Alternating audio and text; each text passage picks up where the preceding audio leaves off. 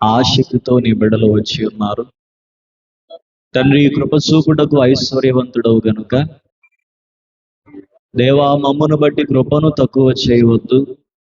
నీ కృపలో నూతన వాత్సల్యతలో మమ్మల్ని జ్ఞాపకం చేసుకుని అందరికీ వాక్య దీవెన అందించమని మా రక్షకుడైన యేసు నామమున ప్రార్థిస్తున్నాను పరమ తండ్రి, ఆమేన్. చేరు వచ్చిన దేవుని పిల్లారా, త్రియేక దేవుని కృపా సమాధానములు మీ అందరికీ మెండుగా కలుగును గాక. ఆమేన్.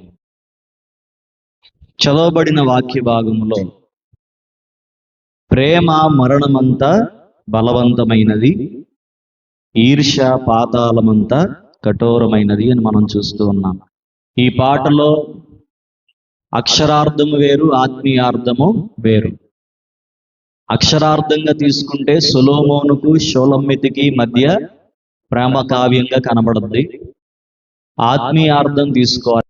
ఇది ప్రియుడైన యేసు ప్రభువుకి ప్రియురాలైన వధువు సంగమునకు మధ్య వారిద్దరూ కలిసి పాడుకున్నటువంటి ప్రేమ గీతము గనుక దీన్ని పరమ గీతము అంటే పరలోకపు గీతము, పరలోకపు పాట అన్నారు. వీళ్ళ పేర్లు ఏమనున్నాయి బైబిల్ గ్రంథములు అంటే, ఈ గ్రంథములో ప్రియుడు ప్రియురాలు అని మనం చూస్తూ ఉన్నాం. వారి పేరుల్లోనే ఏముందండి? ప్రేమ ఉన్నది. 8వ అధ్యాయము 6వ వచనములో మరి 2-3 ప్రసంగాలు ఉంటాయి కాబట్టి ఒక్కొక్క పదాన్ని మనం ధ్యానం చేద్దాం. మీ జీవితంలో ఎవరినైనా ఎప్పుడైనా ఎక్కడైనా మీరు ప్రేమించారా? ఎవరినైనా ప్రేమించిన అనుభవం మీకుందా? ప్రేమలో పడ్డాము అంటారు, పడిన అనుభవం ఉందా? ఈ లోకపు ప్రేమల గురించి చెప్పేటప్పుడు పడ్డారు అంట. దేవుణ్ణి ప్రేమించిన వ్యక్తి ఎప్పుడు పడడు. ఆ ప్రేమించిన వ్యక్తిని ఆయన నిలబెడతాడు. దేవుని బిడ్డలారా, మనమందరము కూడా నేర్చుకునే మొదటి భాష ప్రేమ. దేవుడు నిన్ను ప్రేమించాడు కాబట్టే తల్లి గర్భంలో వేశాడు. తల్లి గర్భంలో నుండి బయటపడగానే తల్లి ఒడిలో ప్రతి బిడ్డ కూడా నేర్చుకునే మొదటి భాష ఏంటండి? ఇంగ్లీష్ కాదు, తమిళం కాదు, తెలుగు కాదు. ఏ భాష? ప్రేమ అనేటువంటి భాషను నేర్చుకుంటారు. ఐ లవ్ యూ అంటారు కదా. ఐతో ప్రారంభమై యూతో ముగించబడుతుంది. మధ్యలో ఏముంటది? ప్రేమ. అంటే నీకు నాకు మధ్యలో ఏంటి? ప్రేమ ఉందని చక్కగా ఇంగ్లీష్ భాషలో ఆ పదకూర్పు బాగుంది. ఇంగ్లీష్లో అయితే ఐ లవ్ మై మామ్ అంటారు, ఐ లవ్ మై డాడ్ అంటారు, ఐ లవ్ మై ఫోన్ అంటారు, ఐ లవ్ మై బైక్ అంటారు. అన్నిటికీ కూడా లవ్ అన్న పదము వాడడం అలవాటు చేసుకున్నారు. కానీ గ్రీకు భాషలో నుండి మనం తీసుకుంటే ప్రేమకు 4 నిర్వచనాలు గ్రీకు భాషలో మనం చూస్తాం. మొదటి పదం చూస్తే ఎరోస్ అన్నారు, అంటే ప్రేమికుల మధ్య ఉండేటువంటి ప్రేమ బంధము. రెండవదిగా ఫిలియా అన్నారు, అంటే స్నేహితుల మధ్య ఉండేటువంటి బంధము. మూడవదిగా స్టార్జ్ అన్నారు, అంటే దాన్ని పిల్లలకి తల్లిదండ్రుల మీద, తల్లిదండ్రులకు పిల్లల మీద ఉండే ప్రేమను స్టార్జ్ అన్నారు. చివరిగా చూస్తే గ్రీకు భాషలో అగాపే అన్నారు. అగాపే అంటే అది శాశ్వతమైన ప్రేమ. ఆయన ప్రేమ ఎలాంటి ప్రేమ? ఎరోసా, భార్యాభర్తల మధ్య, ప్రేమికుల మధ్య ఉండే ప్రేమ లాంటిదా? ఆయన ప్రేమ ఫిలియానా, స్నేహితుల మధ్య ఉండే ప్రేమ లాంటిదా? ఆయన ప్రేమ స్టార్జా, తల్లిదండ్రుల బిడల మధ్య ఉండేటువంటి ప్రేమ లాంటిదంటే కాదు. ఆయన ప్రేమను అగాపే ప్రేమ అన్నారు. అగాపే ప్రేమ అంటది శాశ్వతమైన ప్రేమ, దైవికమైనటువంటి ప్రేమ. శాశ్వతమైన ప్రేమతోటి దేవుడు మనలను ప్రేమించాడు. ఈ ప్రేమను మీరు నేర్చుకోవడానికి ప్రయత్నం చేయండి. భూలోకంలో ఆయన చెప్పాడు, ఈ ప్రేమతోనే మీరు ఇతరులను ప్రేమించాలి, చివరికి మీ శత్రువులను కూడా ప్రేమించాలని ప్రభువు మనకి ఆజ్ఞాపించారు. మంచిది. ప్రేమను గురించి ఒక్కొక్క విషయం మనం ధ్యానం చేద్దాం. మొట్టమొదటిగా చూస్తే ప్రేమ శాశ్వతమైనది. అపోస్తలుడైన పౌలు కొరింథీయులకు రాసిన మొదటి పత్రిక 13వ అధ్యాయము 8వ వచనంలో మనం చూస్తే ప్రేమ శాశ్వత కాలము ఉండును అని మనం చూస్తాం. దేవుని యొద్ద నుండి వచ్చింది, దేవునిలో నుండి బయలుదేరి వచ్చింది ఆ ప్రేమ. అందుకని అది శాశ్వత కాలం ఉంటుంది, దానికి అంతం అనేది లేదు అని మనం చూస్తాం. యోహాన్ రాసిన మొదటి పత్రిక 4వ అధ్యాయం 8వ వచనంలో మనం చూస్తే దేవుడు ప్రేమాస్వరూపి అని మనకు అక్కడ మరి కనబడుతుంది. ప్రేమ అనేది సృష్టింపబడింది కాదు. ఈ సమస్త సృష్టి కూడా సృష్టింపబడింది. భూమి సృష్టించబడింది, ఆకాశము సృష్టించబడింది, సూర్య చంద్ర నక్షత్రాదులు, సముద్రములు, వాటిలో ఉన్నటువంటి జలరాశులు అన్నీ కూడా సృష్టింపబడ్డాయి. చివరికి మానవులమైన మనము కూడా సృష్టింపబడ్డాము. కానీ ప్రేమ అనేది సృష్టింపబడింది కాదు. ప్రేమ అనేది దేవునిలో నుండి వచ్చింది కాబట్టి అది శాశ్వతమో ఉండేదిగా మనకు కనబడుతుంది. అది ఎక్కడి నుండి ప్రారంభమైందంటే వాక్యం చెప్తుంది, జగత్తు పునాది వేయబడక మునిపే నీవు నన్ను ప్రేమించితివి అని యోహాను సువార్త 17వ అధ్యాయం 24వ వచనంలో ప్రభు అంటారు. అదే మాట మరలా పౌలు గారు వాడుతాడు. ఎఫెసీ పత్రిక 1వ అధ్యాయం 6వ వచనంలో జగత్తు పునాది వేయబడక మునిపే ప్రేమ చేత ఆయన క్రీస్తులో మనలను ఏర్పరచుకొనెను. గెత్సెమనే తోటలో ప్రార్థనప్పుడు జగత్తు పునాది వేయబడక మునిపే నీవు నన్ను ప్రేమించితివి అన్నారు. పౌలు గారు చెప్తున్నాడు, జగత్తు పునాది వేయబడక మునిపే ప్రేమ చేత ఆయన అంటే దేవుడు క్రీస్తులో మనలను ఏర్పరచుకొనెను అని మనం చూస్తూ ఉన్నాం. అంటే త్రిత్వం మధ్యలో కూడా ఏముందండి? ప్రేమ దాగి ఉంది. తండ్రి, కుమార, పరిశుద్ధ ఆత్మల మధ్యలో ఏముంది? ప్రేమ దాగి ఉందని మనం చూస్తూ ఉన్నాం. మరి ఇంగ్లీష్లో పరమగీతంలో ఒక వచనం ఉంటుంది, హీఈస్ ఆల్ టుగెదర్ లవ్లీ అని ఉంటుంది. ఆయన మొత్తము కూడా ప్రేమ అయి ఉన్నాడు. ఒక రోజు ఉండి ఒక రోజు వెళ్ళిపోయేది కాదు ప్రేమ. చాలా ప్రేమించానని చెప్పిన వాళ్ళే తర్వాత ఏమంటారు, నువ్వంటే నాకు అసలు ఇష్టమే లేదు, నువ్వంటే నాకు అసలు ప్రేమే లేదు అని అంటారు. ప్రేమ అనేది దేవుని యొక్క లక్షణము. ఈర్ష, అసూయ అనేది సాతానుగాడి లక్షణం. కనుక కాలముతో కరిగిపోయే ప్రేమ మనుష్యుల ప్రేమలు, కాలముతో కరగనటువంటి ప్రేమ యేసయ్య ప్రేమ. రెండవదిగా చూస్తే ప్రేమ విలువైనది, దానికి వెల కట్టలేము. అందుకని దాన్ని అమూల్యమైనది అంటారు. అమూల్యము అంటే దానికి ఇంకా ఏం కట్టలేమండి? వెల కట్టలేము. కాబట్టి అలాంటి ప్రేమతోటి దేవుడు మనలను ప్రేమించాడు. సామెతల గ్రంథం 10వ అధ్యాయము 12వ వచనంలో మనం చూస్తే, పగ కలహమును రేపును, ప్రేమ దోషములన్నిటినీ కప్పును అంటాడు.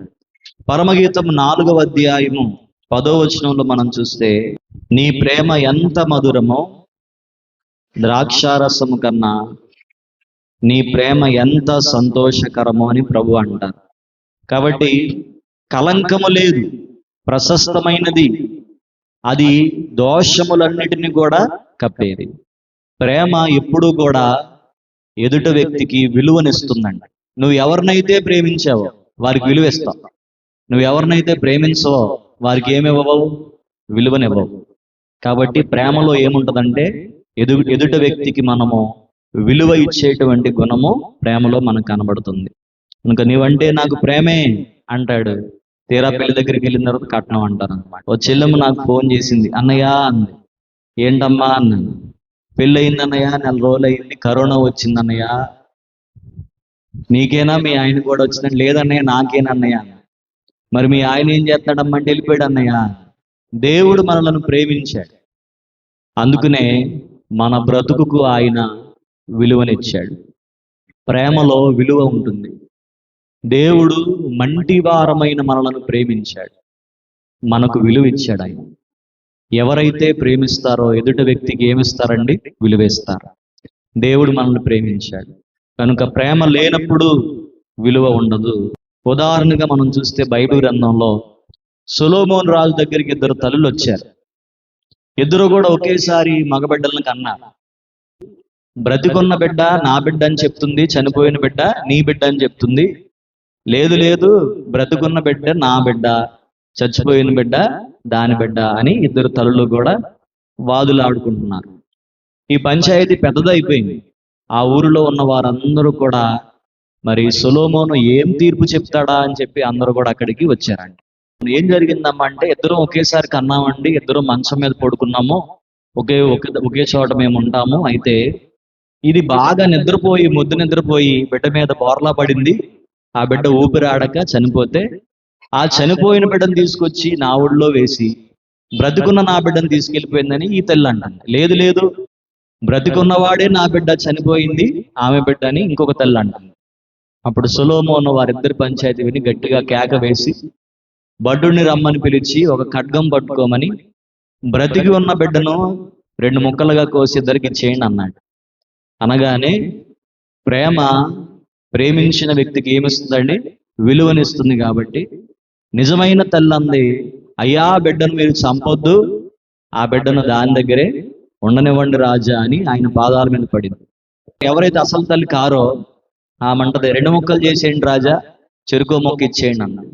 వెంటనే మరి కత్తి పైకి లేపినటువంటి భటుడిని ఆపి రాజైన సొలొమోను అంటాడు, ఈమె అసలైన తల్లి. ఏ తల్లి అయితే బిడ్డ ప్రాణానికి విలువ ఇచ్చిందో, ప్రేమలో విలువ ఉంటుంది కాబట్టి ఈమె అసలైన తల్లి అని తీర్పు చెప్పినప్పుడు సొలొమోనుకు దేవుడిచ్చిన జ్ఞానాన్ని బట్టి అందరూ సంతోషించారని మనం వాక్యంలో చూస్తాం. నువ్వు నీ భర్తను ప్రేమిస్తే నీ భర్తకు ఏమిస్తావు? విలువ ఇస్తావు. విలువ లేనోడ్లాగా మాట్లాడతారు చాలా మంది, విలువ ఉండదు. కాబట్టి ఎంత పోరాటమైనా బయట పురుషుడు పోరాడతాడు, నీ కోసం ఎంతైనా ప్రయాసపడతాడు, కష్టపడతాడు. ఎప్పుడంటే నువ్వు ఆ భర్త నీ ఇంటిలోనికి వచ్చినప్పుడు, నీ ఉన్న స్థలంలోనికి వచ్చినప్పుడు, ఆ భర్తకు నువ్వేమిచ్చినప్పుడు? విలువనిచ్చినప్పుడు. విలువ లేనోడ్లాగా, చేతగానోడ్లాగా నువ్వు చూసి మాట్లాడుతూ ఉంటే, నిజానికి ఒకవేళ అలాంటి వాడే కావచ్చు, కానీ నీ ప్రేమలో నీ భర్త పట్ల నువ్వేం చూపించాలి?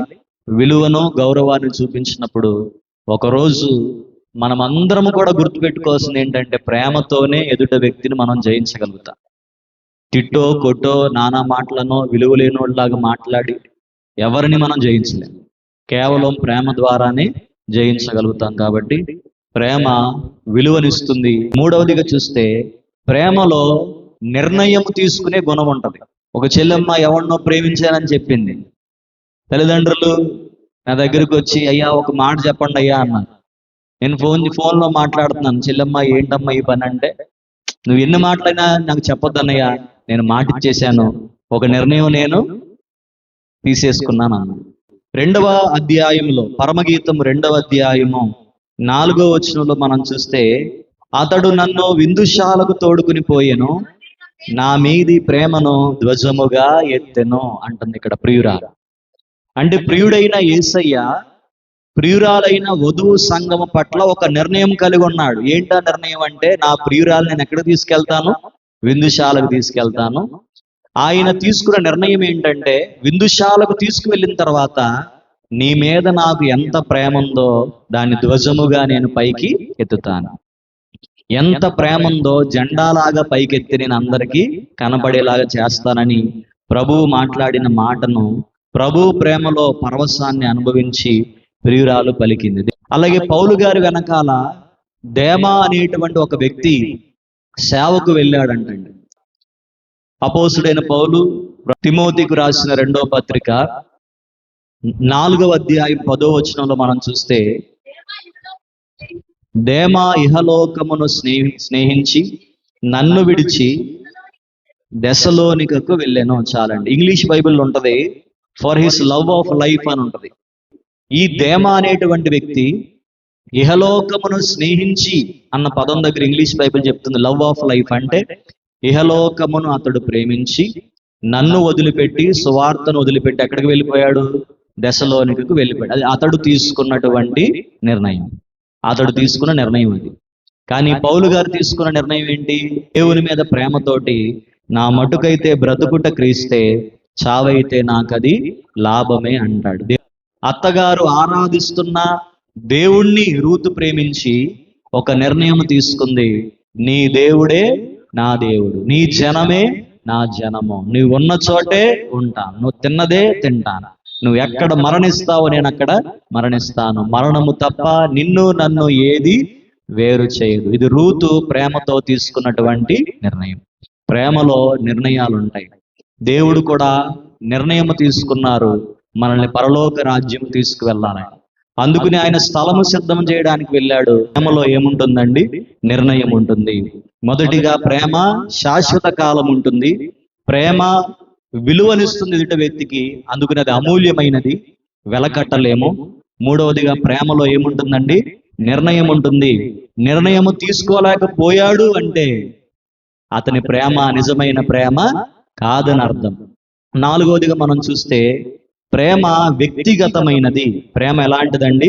వ్యక్తిగతమైనది. పరమగీతం 6వ అధ్యాయం 3వ వచనంలో, నేను పద్మములలో మేపుచున్న నా ప్రియుని దానను అతడు నా వాడు. వ్యక్తిగతమైనది ప్రేమ. నాకే సొంతం అనుకుంటది ప్రేమ. ఆయన నావాడు అంది. అలాగే 7వ అధ్యాయం పరమగీతము 10వ వచనంలో మనం చూస్తే, నేను అతని దానను అతడు నావాడు. ప్రేమ వ్యక్తిగతమైనది, సన్నిహితమైనది, ఒక్కరికే పరిమితం. కానీ కొంతమంది అంటారు, నేను ఆఫీసులో ఒకడిని ప్రేమించాను, ఊరిలో ఒకడిని ప్రేమించాను, చదువుకునే చోట ఒకడిని ప్రేమించాను, నా ఫేస్బుక్ అకౌంట్లో ఒకడిని ప్రేమించాను, నా టిక్టాక్లో ఒకడిని నేను ప్రేమించాను. ఇది ప్రేమ కాదు కనుక, ఇది ప్రేమ కాదు, అది పాపము. కనుక దేవుని బిడ్డలారా, దేవుడు మనలను వ్యక్తిగతంగా ప్రేమించాడు. నిన్ను వ్యక్తిగతంగా ప్రేమించాడు, నన్ను వ్యక్తిగతంగా ప్రేమించాడు. మనం ఎలా ఉన్నామో అలాగే మనల్ని ఆయన ప్రేమించాడు. ఏ పరిస్థితిలో ఉన్నామో ఆ పరిస్థితిలోనే మనలను ఆయన ప్రేమించిన దేవుడై ఉన్నారు. వ్యక్తిగతంగా ఆయన ప్రేమించాడు. లాజరు సమాధి దగ్గరికి వెళ్ళి ఆయన కన్నీరు విడిచాడు. ఆ యోహాను సువార్తలో మనం చూస్తాం, 11వ అధ్యాయం 36వ వచనం. కాబట్టి యూదులందరూ అనుకున్నారంట, యేసు ప్రభు లాజరును ఎలాగూ ప్రేమించెనో చూడుడని చెప్పుకొని. వ్యక్తిగతంగా దేవుడు లాజరును ప్రేమించాడు. వ్యక్తిగతంగా దేవుడు మరియమ్మను ప్రేమించాడు. వ్యక్తిగతంగా దేవుడు మార్తమ్మను ప్రేమించాడు. వ్యక్తిగతంగా నిన్ను ప్రేమించాడు, నన్ను కూడా ఆయన ప్రేమించాడు. కనుక దేవుని బిడ్డలారా, దేవుని గురించి తెలుసుకోవడానికి, దేవుని ప్రేమను గురించి తెలుసుకోవడానికి చాలా దూరం ఉందండి. దేవుని గురించి జ్ఞానంతో తెలుసుకోవడం వేరు, నీ బుర్రకు అర్థమవడం వేరు. దేవుని ప్రేమ నీ హృదయానికి అర్థమవడం వేరు. చాలా తేడా ఉంది. చాలా మంది దేవుని గురించి ఈ బుర్రలోనే తెలుసుకుని మిగిలిపోతారు. కానీ దేవుని ప్రేమను రుచి చూసి తెలుసుకుని అనుభవించిన వారు హృదయంలో ఆ ప్రేమను అనుభవించగలుగుతారు. ప్రేమ శాశ్వతమైనది, ప్రేమ విలువైనది, వెలకట్టలేనిది, అంటే అది అమూల్యమైనది. ప్రేమలో నిర్ణయము తీసుకునే గుణం ఉంటుంది. ప్రేమ వ్యక్తిగతమైనది, సన్నిహితమైనది. అలాగే 5వదిగా చూస్తే ప్రేమ వెదికేది. ప్రేమ ఏం చెప్పండి? వెదికేది. 3వ అధ్యాయం పరమగీతం 2వ వచనంలో చూస్తే, నేనిప్పుడే లేచెదను, పట్టణము వెంబడిపోయి వెదుకుదును. ఎవరిని వెతుకుతాను? నా ప్రియుడైన ప్రభువుని నేను వెతుకుతాను. ప్రేమలో వెతికే గుణం అనేది ఉంటుంది. మళ్ళీ పిల్లోడు తప్పిపోయాడు, వెతుకుతారా? వెతకరా? ఎందుకు వెతుకుతారు? ఆ బిడ్డ మీద మీకు ఏముంటే వెతుకుతారు? ప్రేమ ఉంటే గనుక వెతుకుతారు. ప్రేమ లేని తల్లులు కూడా మనం చూస్తామండి. చిన్న బాబుని మరి గదిలో పెట్టి సూట్ కేసు అదురుకుని గోవా వెళ్ళిందంట తల్లి బీచ్ల దగ్గరికి. మళ్ళీ తిరిగి వచ్చి చూసేసరికి వారం రోజులు బిడ్డ ఏమైపోయాడు? గదిలో ఏడ్చి ఏడ్చి ఏడ్చి పాలు లేక ఏమైపోయాడండి? చచ్చిపోయాడు. అందుకనే దేవుడు వాక్యంలో అంటాడు, తల్లి అయినా మరుచునేమో, నేను నిన్ను మరువను. ఈ మాట ఎందుకు అన్నాడు? తల్లి ఎందుకు మర్చిపోద్ది అనుకుంటాం మనం. ఈ రోజుల్లో తల్లులను చూస్తే ఎక్కడో కాదు, నల్లజాల చివర్ల పోతవారం దగ్గరే మొన్న ఒక పాపను ఏం చేశారండి? రోడ్డు బయట పాడేశారు. పుట్టిన పసికందును రోడ్డు బయట పాడేశారు. ఒక రోజు తర్వాత ఎవరో చూశారంట, ఆ మూలుగుతూ ఉన్నటువంటి ఆ బిడ్డను తీసుకుని వెళ్ళి హాస్పిటల్లో పెడితే 2వ రోజు చనిపోయిందని మనం చూస్తూ ఉన్నాం. కనుక ప్రేమ వెదికే గుణం కలిగి ఉంటుంది, విడిచిపెట్టదు. అలాగా ఆ ఒంటరైన గొర్రెను వెదికాడు, గాయాలతో ఉన్నటువంటి ఆ గొర్రెను భుజాల మీద వేసుకున్నాడు, మోసుకుంటూ వచ్చాడు, మరలా మందలో ఆయన చేర్చాడు. మనమందరము కూడా త్రోవ తప్పిన గొర్రెలమైతిమి, దేవుడు మనల్ని మంచి కాపరిలాగా ఆయన వెదికాడు. మంచి కాపరి, గొప్ప కాపరి, జీవ కాపరి, మన ప్రధాన కాపరి. దేవునికి స్తోత్రం. చప్పళ్ళు కొట్టి ప్రభు ప్రేమను ఘనపరుద్దాం. నిజమైన ప్రేమ వెదికేదిగా ఉంటుంది. నిజమైన ప్రేమలో అన్వేషణ ఉంటుంది. తన్ని తాలింపు పెట్టి ఇంటికి పంపించేస్తాడు, వెళ్ళు మీ అమ్మగారింటికి అంటాడు, వెళ్ళిపోద్ది. వెళ్ళిపోయిన తర్వాత స్టేటస్ ఎడద్దు అనమాట. నువ్వు నన్ను గెంటేసావు కానీ నీ మీద నాకు ఇంకా ప్రేమ అలాగే ఉన్నది అని చూస్తాడు స్టేటస్. ఇది అలాగే ఏడ్చిద్దిలే అనుకుంటాడు. రెండో రోజు మళ్ళీ లవ్ సింబల్ స్టేటస్ ఎడద్దు అనమాట. మూడో రోజు మనోడికి ఏమవుతుంది? ప్రేమ. బయలుదేరతాడు. ప్రేమలో ఏ గుణం ఉంటుందండి? వెదికే గుణం ఉంటుంది. వచ్చేస్తాడు. వచ్చేసి నువ్వు లేకుండా నేను ఉండలేనే, నాకు ముద్దలేదే, నాకు పెట్టేవాళ్ళు లేరే, నా కోపం అంతా నీ మీద కాకపోతే ఎవరి మీద చూపించుకుంటానే అని చెప్పి బతులాడి మరలా తీసుకొచ్చుకుంటాడు. అంటే ప్రేమలో ఏ గుణం ఉంటుందండి? వెతికే గుణం ఉంటుంది, అన్వేషించే గుణము ఉంటుంది. దేవుని ప్రేమలో కూడా ఆ గుణం ఉంది. ఎందుకంటే ఆయనలో నుండి వచ్చిన వాళ్ళమే కాబట్టి ఆయన లక్షణాలు మనలో కూడా ఉన్నాయి. తర్వాత 6వదిగా చూస్తే ప్రేమ గుర్తుండిపోయేది. ప్రేమ చెరగని ముద్ర హృదయం మీద వేస్తుందండి. యోహాన్ రాసిన మొదటి పత్రిక 4వ అధ్యాయం 10వ వచనంలో కూడా మనం చూస్తే, మనము దేవుని ప్రేమించటమని కాదు, తానే మనలను ప్రేమించి మన పాపములకు ప్రాయశ్చిత్తమై ఉండుటకు తన కుమారుని పంపెను. ఇందులో ప్రేమ ఉన్నది. ఆయన ప్రేమతో ఇచ్చేటువంటి పరలోకము మనం పొందుకోకుండా అడ్డుపడేటువంటి పాపం ఏదైతే మనలో ఉందో దాన్ని తీసివేయడానికి తన కుమారుణ్ణి భూలోకమునకు పంపించి మన పాపములన్నీ ఆయన తన మీద వేసి శిక్ష విధించారు. ఇందులో ఏముంది? ప్రేమ ఉన్నది అని చెప్తాడు. ప్రేమ గుర్తుండిపోయేది అన్నమాట. సిలువను ఎందుకు క్రైస్తవులు పైకి లేపు చూపిస్తారంటే, సిలువ ఏమి చూపించింది? దేవుని యొక్క ప్రేమను చూపించింది. అదొక సింబల్ అన్నమాట. ప్రేమకు చిహ్నము ఇలా కాదు, ప్రేమకు చిహ్నం అలా చూపించాలి మనం. యేసు ప్రభు యొక్క సిలువ ప్రేమ మనందరి హృదయాల్లో చెరగని ముద్ర వేసింది గనుక ఆ ప్రేమామయుడిని మనం హత్తుకొని ఆరాధన చేయగలుగుతున్నాం. 7వదిగా చూస్తే ప్రేమలో ప్రేరణ ఉంటుంది. ప్రేమలో ప్రేరణ అంటే ఎప్పుడెప్పుడు నా ప్రేమను చెప్పేద్దామా, ఎప్పుడెప్పుడు నాలో ఉన్న ప్రేమంతా బయట పెడదామా, ఎప్పుడెప్పుడు నాలో ఉన్న ప్రేమంతా తెలియజేద్దామని ఆరాటము ప్రేమలో ఉంటుంది. మరి యాకోబు రాహేల్ మధ్య ఏముందండి? ప్రేమ ఉంది. ఆ ప్రేమను తెలియజేయడానికి ఆయనకి ఎన్ని సంవత్సరాలు పట్టింది? 14 సంవత్సరాలు. ఆ ప్రేరణ, ప్రేమలో ఉన్నటువంటి ఆ ప్రేరణ, ఆ ప్రేరేపించేటువంటి గుణమే మరి యాకోబు గారిని 14 సంవత్సరాలు పాలేరుతనం చేయించిందంట. పైసా లేకుండా ఎవరైనా పాలేరుతనం చేస్తారా? ఎందుకు చేశాడు? ప్రేమ ఆయన్ని ప్రేరేపించిందన. కొన్ని రోజులుగా అనిపించిందంట యాకోబు గారికి. ఆ 14 సంవత్సరాలు కూడా ఎంత గొప్ప ప్రేమికుడు. ఇలా మనల్ని ప్రేమించే వాళ్ళు ఎవరైనా ఉన్నారా? 14 సంవత్సరాల చాలండి. అతడు ఎవలను తూర్పార పట్టాడు, కళ్ళం దగ్గర పడుకున్నాడు. రూతు వెళ్ళి పాదాల దగ్గర పడుకుంది. ఎవరు నువ్వు అని అడిగాడు. నేను నీ సమీప బంధువురాలనయ్యా, రూతునయ్యా, నీ కొంగు నా మీద కప్పు, అంటే నన్ను వివాహము చేసుకో, నన్ను విడిపించేవాడిలో నువ్వు ఒకడివంట. కళ్ళములో ఉన్నటువంటి ధాన్యాన్ని అలాగే వదిలిపెట్టి, తాను పండించినటువంటి పంటను కళ్ళం దగ్గర వదిలిపెట్టి వెళ్ళాడు. అంటే ప్రేమలో ప్రేరణ ఉంటుంది. ప్రేమ తెలియజేస్తుంది. బయటికి వెళ్ళి అడిగి తెలియచేసి రూతును ఏం చేసుకున్నాడు? ఆయన వివాహం చేసుకున్నాడు. అలాగే యేసు ప్రభువుకి సంఘమునకు మధ్యలో కూడా ఏమని చెప్పండి? ఆ ప్రేమ బంధం ఉంది. ఆ ప్రేమ ఆయన్ని ప్రేరేపించింది. 3 మేకులు కాదు ఆయన్ని శిలువ మీద ఆపింది, ప్రేమ మాత్రమే ఆయన్ని శిలువ మీద ఆపింది. 8వదిగా మనం చూస్తే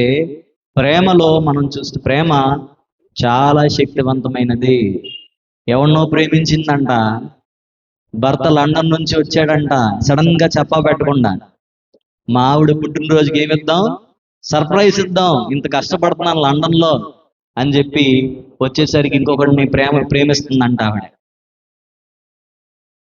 వెంటనే వచ్చాడు. వచ్చిన తర్వాత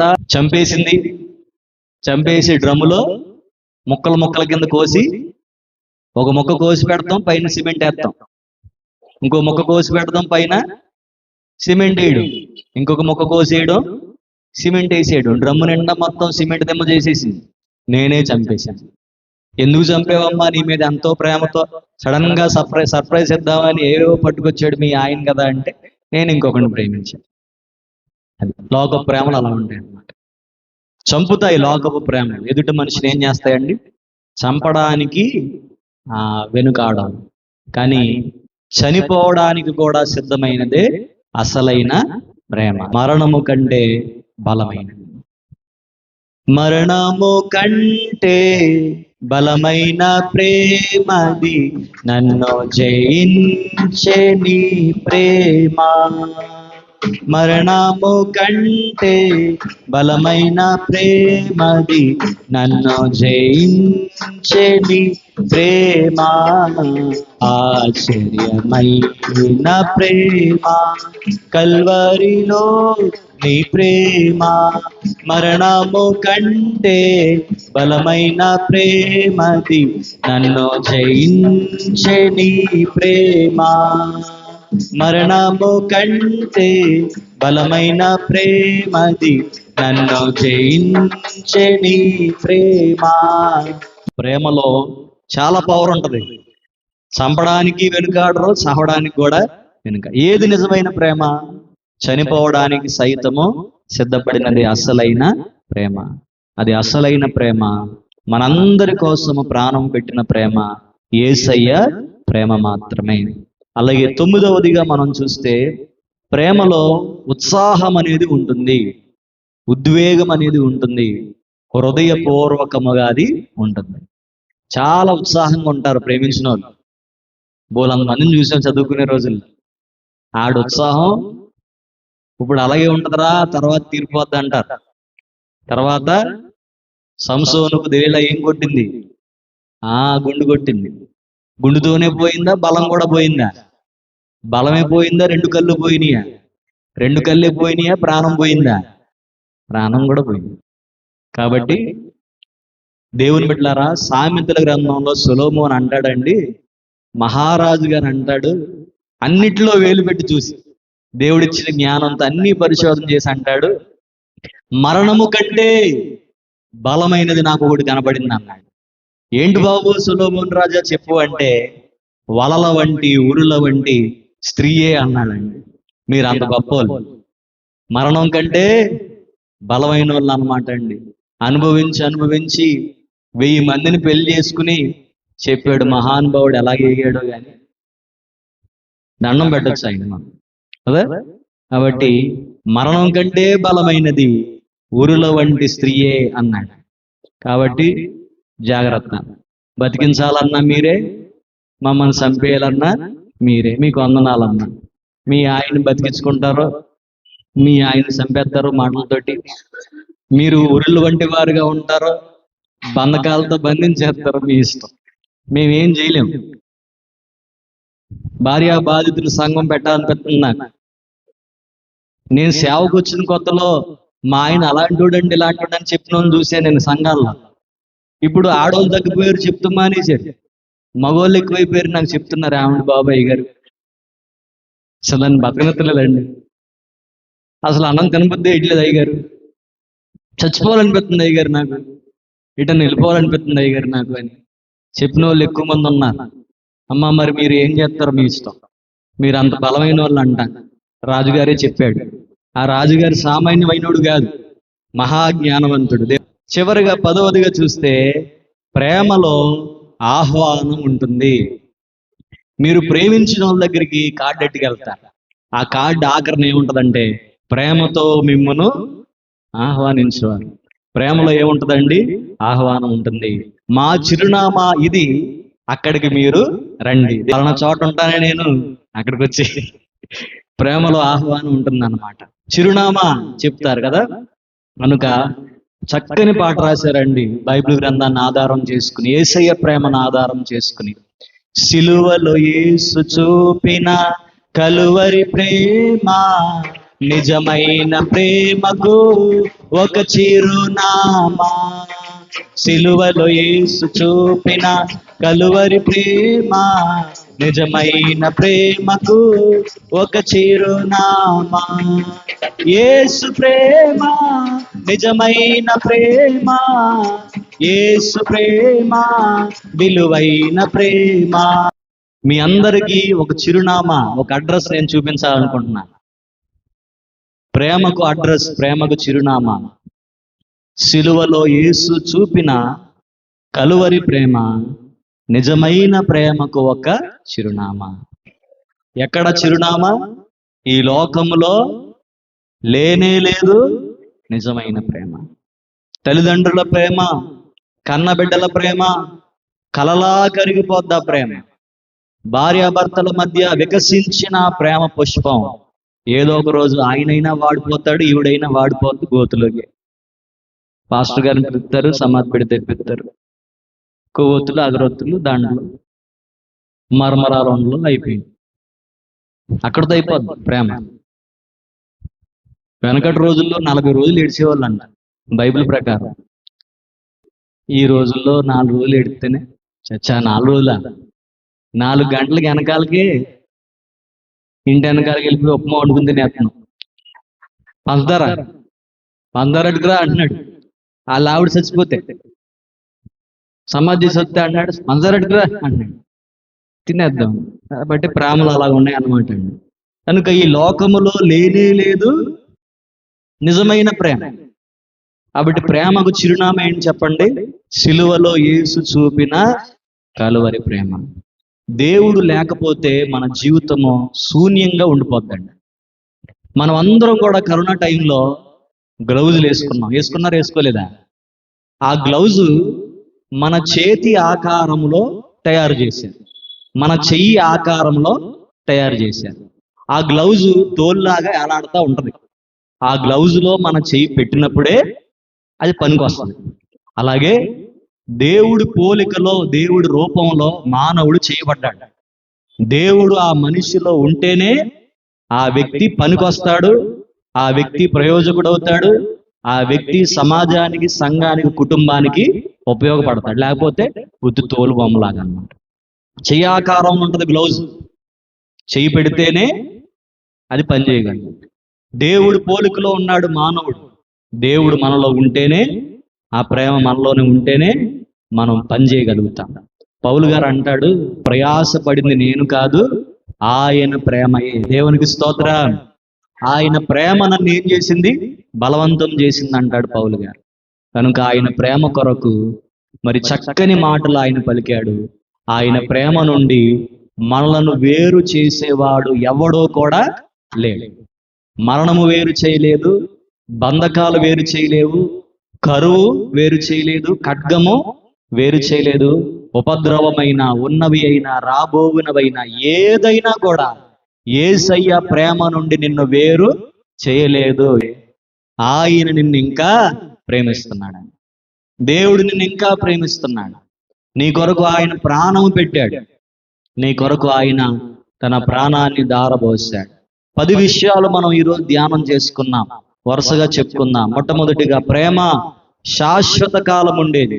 రెండవదిగా ప్రేమ విలువైనది, దానికి వెల కట్టలేము, అందుకునే దాన్ని అమూల్యమైనది అన్నారు. మూడవదిగా ప్రేమలో నిర్ణయం ఉంటుంది. నాలుగవదిగా ప్రేమ వ్యక్తిగతమైనది. ఐదవదిగా ప్రేమ వెదికేదై ఉన్నది. ఆరవదిగా ప్రేమ గుర్తుండిపోయేది. ఏడవదిగా ప్రేమ ప్రేరణ ఇచ్చేది, బలవంతము చేసేది. మరి ఎనిమిదవదిగా చూస్తే ప్రేమ చాలా శక్తివంతమైనది. మరి 9వదిగా చూస్తే ప్రేమలో చాలా ఉత్సాహము ఉంటుంది.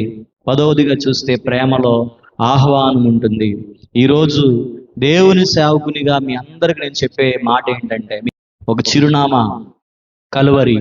అక్కడికి మీరు రండి. నిజమైన ప్రేమ, ఆ ప్రేమ మాధుర్యము, ఆ ప్రేమ రుచి మీరు తెలుసుకుంటారు. నూతన సృష్టిగా మీరు మార్చబడతారు. పాతవన్నీ కూడా గతించిపోతాయి, సమస్తము కూడా ఆయన క్రొత్తదిగా చేస్తాడు. బ్రతుకును మార్చే దేవుడు, హృదయాలను మార్చే దేవుడు, జీవితాలను మార్చే దేవుడు, కుటుంబాలను కట్టుచున్న దేవుడు, ప్రాణము కంటే మిన్నగా నిన్ను నన్ను ప్రేమించడానికి నిర్ణయము తీసుకున్నటువంటి దేవుడు, ప్రేమ కలిగిన దేవుడు. దేవుడే ప్రేమ స్వరూపి. దివ్యమైన ప్రేమ అంటారు. ఎందుకో తెలుసా? దేవునిలో నుండి వచ్చింది కాబట్టి. ప్రేమ అన్నది సృష్టింపబడింది కాదు, అది దివ్యమైనది. అంటే దేవునిలో నుండి వచ్చింది నిజమైన ప్రేమ. ఆ ప్రేమకు చిరునామా కలువరిగిరి, సిలువ. అక్కడికి మనం వెళ్దాం. దేవుడి కొద్ది మాటలు మనందరి వినికిడిలో దీవించును గాక. ఆమేన్ ఆమేన్.